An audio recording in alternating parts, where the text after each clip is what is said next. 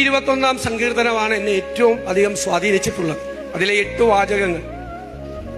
അതിൽ പറയുന്ന ഒന്നാമത്തെ വാചകം, ഞാൻ എന്റെ കണ്ണ് പർവ്വതത്തിലേക്ക് ഉയർത്തുന്നു, എന്റെ സഹായം എവിടെ നിന്ന് വരും?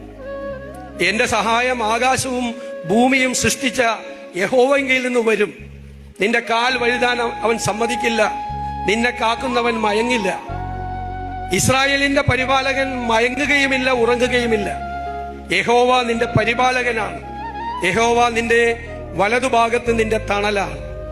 പകൽ സൂര്യനെങ്കിലും രാത്രി ചന്ദ്രനെങ്കിലും നിന്നെ ബാധിക്കുകയില്ല.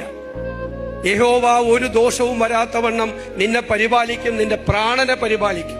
8ാമത്തെ വാചകം, യഹോവ നിന്റെ ഗമനത്തെയും ആഗമനത്തെയും ഇന്നു മുതൽ എന്നേക്കും പരിപാലിക്കും.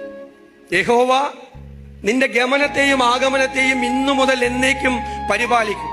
എന്തൊരു അഷ്വറൻസാണ്, എന്തൊരു ഉറപ്പാണ് നമുക്ക് തരുന്നത്.